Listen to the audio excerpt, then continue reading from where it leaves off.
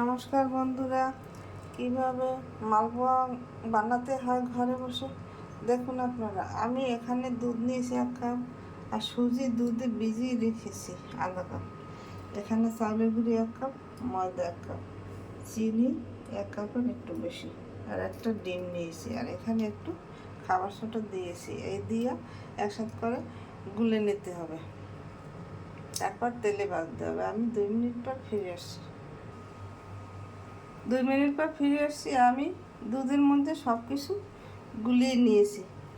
এখানে কড়াইতে তেল দিয়েছি 3 টেবিল চামচ,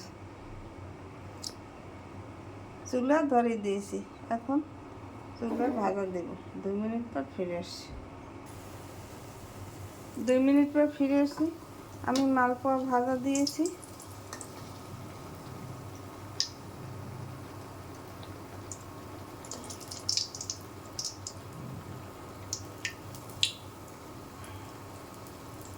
আমার মালপোয়া ভাজা হয়ে গেছে প্রায়।